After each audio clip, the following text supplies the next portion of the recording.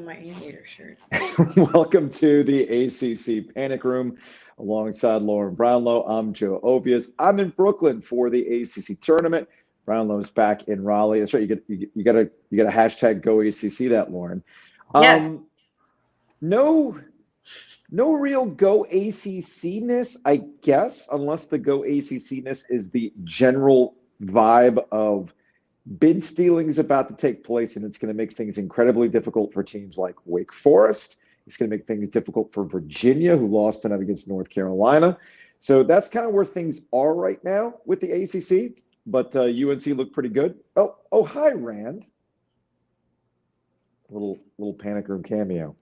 Anyway, this is what happens on ACC After Dark while Brownlow's doing her own hospitality back in Raleigh. Regardless, let's start with North Carolina's win over Virginia. That just happened. A lot of credit goes to what Hubert Davis has been able to do towards the end of the season here. They put Leaky Black on Kihei Clark, but Candace is there too. Lauren and I are neighbors. All people hanging out. I love this. Maybe Candace can talk about Leaky Black on Kihei Clark being the difference in this game. I don't know that anybody here wants to speak of that game again. No, probably not. It was an ugly look. Brady Manick did work in the first half. Leaky Black defensively was pretty good, and the rest is history. Nobody wants to watch Virginia play basketball. Listen, you know that I can't. You know how I feel about Virginia. You also know I can't defend that.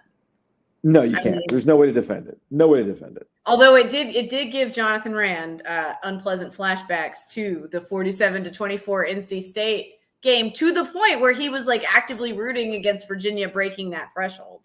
Yeah. And I was like, dude, I got they're probably breaking it. And then when they did, he was upset. So that was a real thing that happened in this game, because that was the thing that happened. Yeah. It was pretty gross what just happened. Look, credit, regardless of how you feel. Yes, credit to Carolina. So before I saw that's the thing. Yeah. Sorry, I didn't mention your defense, Carolina. Okay, I understand you played good defense. That's still not a thing that should happen from a college basketball team. Okay, both can be true. Look, Carolina easily could have fallen flat on their face after what happened against Duke on Saturday. Yes. The big Super Bowl, the big emotional win. Those guys are legends for what happened on Saturday at Cameron Indoor Stadium. So it's easy to come out in this game flat against a team that was probably revenge-minded after they took it to them in Chapel Hill. Virginia had nothing. And again, it gets back to Leaky Black's defense. Brady Manick can get all the points, but I thought Leaky Black was the big difference in the game today. He really did. And look, I told you, I think I would be almost more impressed if they were to win this game after that game. And certainly if they were to do it convincingly. And that's exactly what they did. They did not mess around. Like, they never let this get close. It wasn't always pretty on their end, but like you said, they did it with defense, and they did just enough. They were far less ugly than Virginia, which the bar was, unfortunately on the ground for that. But, it's kind of bad. It's kind of bad. So they're going to see Virginia Tech, who, they dominated most of that game. Notre Dame came back a little bit late in that contest. I was at Madison Square Garden watching Villanova versus St. John's. Wow. But there was a TV like the rest where I was of the elite New York media, huh? You were at Madison Square Garden instead. Hey, is that how this is? Are you not ACC anymore? Get out of here. I wore this shirt while I was at Madison Square Garden. Thank you very much. All right. I was repping. Did you get any weird looks? No, actually, I made friends. I made friends with this guy named Walt, who's like a retired fireman, who's now a bouncer at McSorley's, which is a very famous pub where they only serve 2 types of beer. So yeah, I had a grand old time. The guy who was literally sitting next to me sold Gulfstream jets to people. So it was a pretty wild scene at Madison Square Garden. Did he have any to spare or what? No, he didn't. I couldn't get one on a discount, unfortunately. But I wasn't able to watch most of that game because I was at MSG. But earlier in the day, Duke and Syracuse, Duke literally gutted out a win against Syracuse. They were throwing up the day before. Yes. Coach K, Chris Crowell, some players, they got some stomach bugs, some food poisoning. I don't know. I know bagel. I have no idea. Bad cream cheese.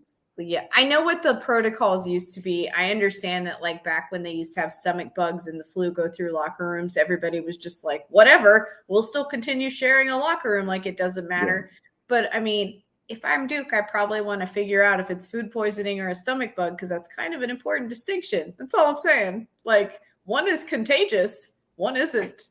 So when he said it was either or, I was like, I'd want to know that. I'm just putting that out there. Yeah, well, they didn't know if it was food poisoning or some sort or a stomach bug, he said. Or some sort of stomach bug, right? I was like, I'd probably want to know that, considering it's contagious. Just this is, and he was hoping that the NCAA tournament next week. I might want to know that. Well, you get it out of your system now. You get it out of your system now. That's the important part. You literally get it out of your system. Because it's funny. At first, I was watching this game and I'm thinking, man, Duke just does not look like they're with it today, and the coaching staff looked like they were just over it.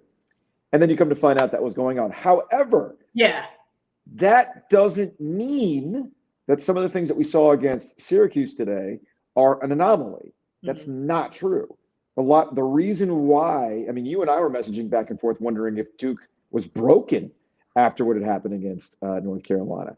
I think it just kind of continues with Duke's tendencies where they don't seem to be on the same page all the time. They also go on these runs, like they were up 12 points. They go on these runs, and the general attitude is, okay, you go sleep now, other team, because we just put up a 10-point run on you. You go bed now. You're good. We're going to continue on. And the other team goes, no, we're not really interested in that. So that's what happens. Yeah, and I think that, they're not playing defense at as high a level as they were earlier in the season, and that helps you when you're going through any kind of cold stretch, and that's just not a thing that they're doing as well. I mean, I'm honestly pretty stunned that Syracuse found a way to stay in that game. And I think Syracuse deserves some credit for it. But I also feel like, as the game got later, you could tell Duke was feeling a little nervous. They were. That's been a tendency this year. I will say this about Syracuse. I think that was I think the circumstances around Syracuse were designed for this type of game. Buddy Boeheim was not there because of he was there, but he wasn't playing in the game because of the suspension after he had punched Wyatt Wilkes in the gut. Jimmy was like pouring his guts out in the figurative sense for his brother. It was an incredibly emotional press conference after the game. Jim Boeheim called it the greatest season coaching his basketball program at Syracuse because he had his two kids. It was a weird presser because he felt Mike Waters, but then he was like, I'm coming back. Yeah, I mean, because it's entirely possible he could have one of his kids still playing for him next year, given the NCAA rules. Yeah, it's going to be tough, but it's possible. Yes. Yeah, like Mike Waters of Syracuse.com even pointed out, like, are you sure? Because the record was pretty bad. He's like, no, doesn't matter. It was the greatest season I've coached because you got to coach kids. So I think those circumstances added to the fact that Jimmy was able to do what he did. If Buddy played in this game, it might have gone the same way that we had seen the two previous matchups. Yeah, Boeheim even said as much. He was like, who knows, maybe we'd lose by 20 if Buddy plays, just because of the circumstances are different. Yeah, it's entirely possible that would have been the case. Now, Duke's going to get Miami. Miami's the only team that Duke didn't manage to beat this year in the ACC because of, one single one-off when they went to Cameron Indoor Stadium. That was one of those last-minute games. I don't know if Miami goes into this game thinking the same thing, that we know we can beat these guys and Duke can be shaky.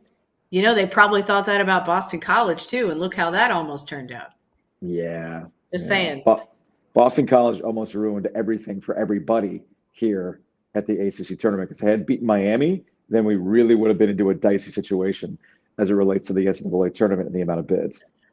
It's wild how just the ACC manages to find the banana peel at every opportunity this season when it comes to NCAA tournament. Literally, like you go back through everybody's resume and you're like, how do you lose? Okay, because that's just what ACC teams do this year. Whatever game they can't lose that you're like, wow, how did you lose that game? That's what they did. They lost it. All right, that's going to wrap it up for this edition of the ACC Panic Room. I'm going to go hang out with my Big East friends, Lauren. You go hang out with our Raleigh friends. Bye, Rand. What do you eat? You eat McDonald's back there? Rand was clutch. He brought nuggets and McDonald's fries. It's a good addition to the spread here. Nice. Look at Rand coming through. Look, at least he came through for somebody today. Wow. I'm kidding, Rand. He knows I love him. Otherwise, we would not have gotten him ACC tournament swag or the Super Mario Brothers Uno. that I got at the World of Nintendo. Wow, buddy. That's a nice. See? Right, the Super Mario Uno, just adding to the collection, Lauren. All right, we'll see you tomorrow night after the semifinals here at the ACC tournament.